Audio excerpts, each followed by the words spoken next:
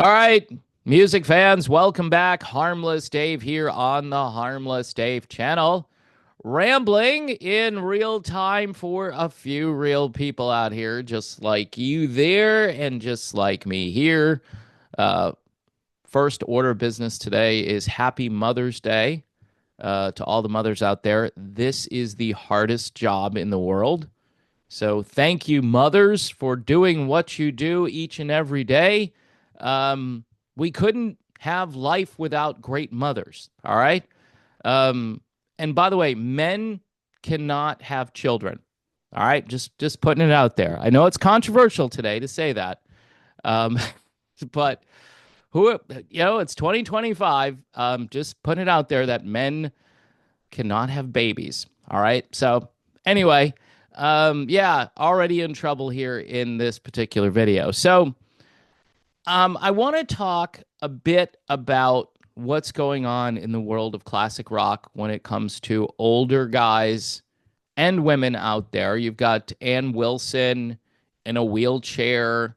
In fact, she's gonna be in Fort Myers or Estero, which is pretty close to where I live. And no, I'm not going to go see Heart, unfortunately. Plus, they probably will make some bizarre political statements from the stage about how they're embarrassed to be Americans and so forth. And that to me doesn't seem like an uplifting night. Maybe they don't get political during the show, but recently Nancy Wilson has made some really ridiculous statements. And I wish the people who didn't like America would stop, going around and essentially pimping out their rock concerts to the people who probably vote differently than they think. Because that's what they're doing. Because really, classic rock, people always accuse me of being a boomer, and I'm right on the edge of being a boomer.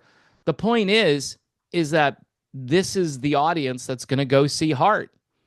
So it doesn't make a lot of sense to me to get overtly political. And the guy I'm going to talk about, the guy who epitomizes an older person being able to pull off being a rock star, is Rick Springfield. It's mind boggling. I don't know if it's just genetics. I don't know if it's his lifestyle choices. And again, his politics, and I think he's on tour with Richard Marx this year. Richard Marx, the guy who doesn't like Rand Paul very much.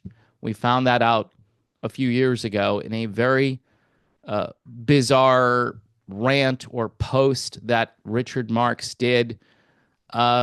Richard Marx was one of the premier studio guys in the 1980s, and then was blessed with a short but very, I guess, powerful few years on the radio, from what, like 1987 to say 1993, something like that. Maybe a little bit further, but really the 90s shut down much of what Richard Marx had accomplished, but he had done a lot of damage, good damage if you're a fan of the top 40 and adult contemporary. Singing background, I think, with Chicago. And people knew this guy had a lot of talent. And I still think he's got talent, and he looks pretty good for his age, too. But Rick Springfield, at 75 years old, deserves a couple of holy crap Batmans, because not only does he look the part, but he acts the part. When he gets out there on stage, he looks like a rock star. He moves around like a guy 40, 50 years younger. And to me, that's what, if you're going to be an older guy, still out there performing, still trying to be a rock star, you have to have some Rick Springfield mojo, right? And I don't like everything about Rick Springfield, but again, I don't like everything about Mickey Thomas, but he's another guy, at least vocally speaking, who is crazy good at his age. And not only can Rick still sing, but he performs in a way which, okay, this is legitimate. And In contrast to Ann Wilson, who's out there, and I know she had the surgery and she's beating cancer. Again, at this point, though, you have to say to yourself, do I really want this image burned into the minds of Heart fans that I'm going to be out there in a wheelchair? Lou Graham, who's out there with Foreigner, just performed again with Foreigner, somewhere in South America, and he sounds okay.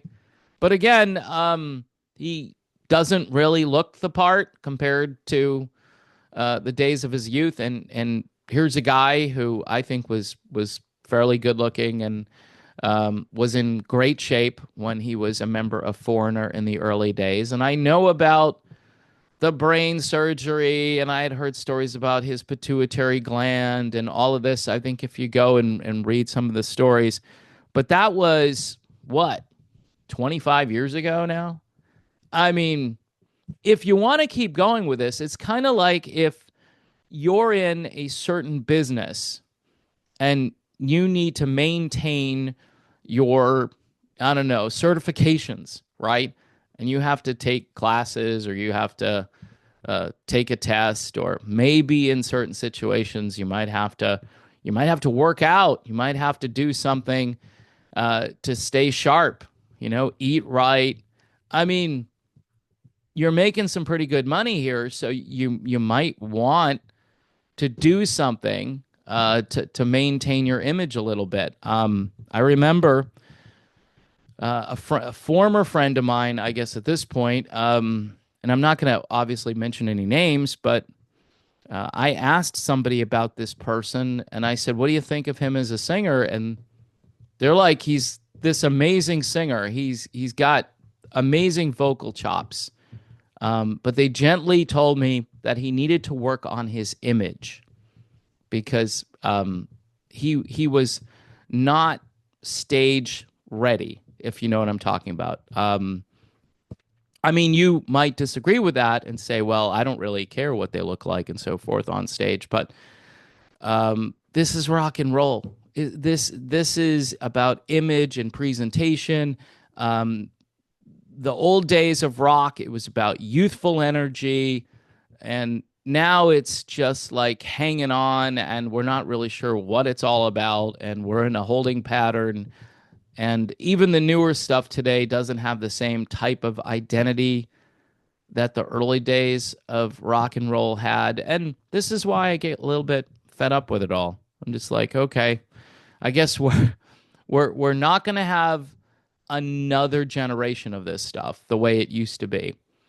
But if we're going to hold on to what we have, the people who are left, they need to at least, I don't know, meet some criteria. I mean, in Rick Springfield, who is 75 years old, if you look at this guy, maybe up close, he looks 75, but I don't know. I've seen a lot of footage of Rick Springfield recently, and I would say at least 20 years younger than that. I would say like 55 or 50-ish.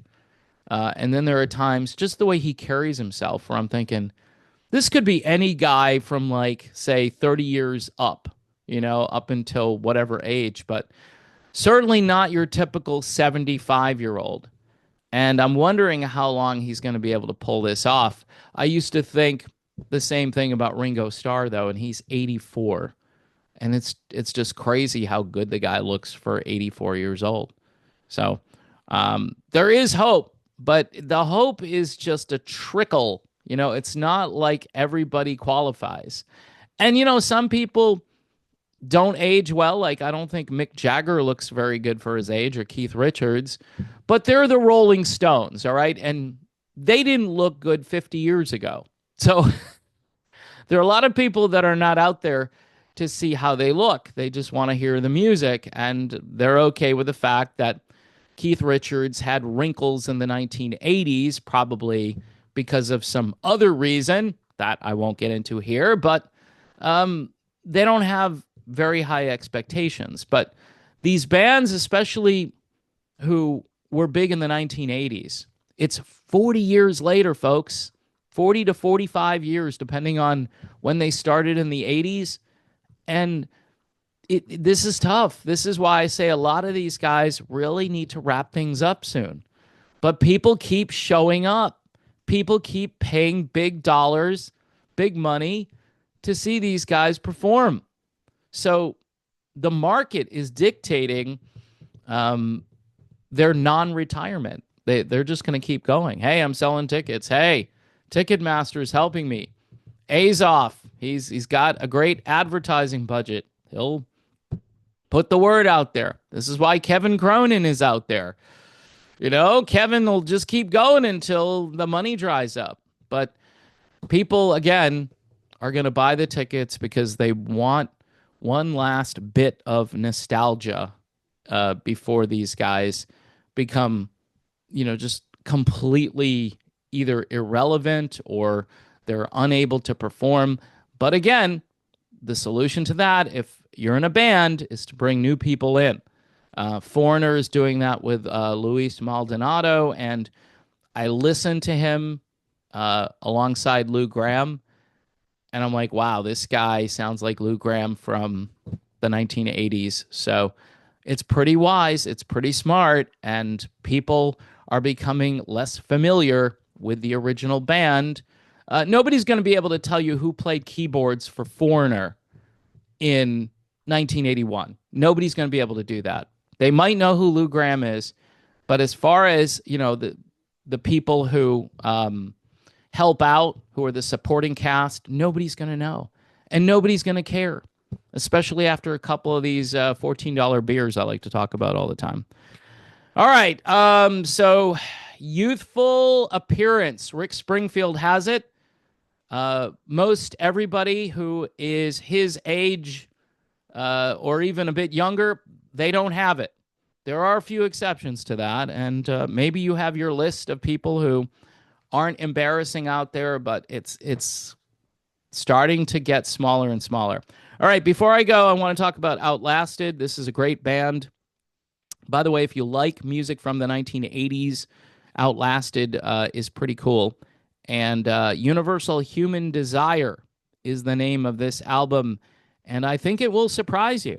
I've had people get back to me and say, I don't know what I expected, but this is way better than I thought it was going to be. So check it out. It's on Lion's Pride Music, which is a great name for a record label. Sort of that Eye of the Tiger, Ear of the Lion. I don't know. Tigers and lions and bears. Oh, no. Here in Florida, stay away from bears, man. Bears are pretty hungry down here, and it's just getting crazy. I think we need to have a bear hunt. What do you think? If you live here in Florida, yes on the bear hunt or no on the bear hunt? I say yes. We don't want bears eating people. So, yeah, I think Uncle Ted is right.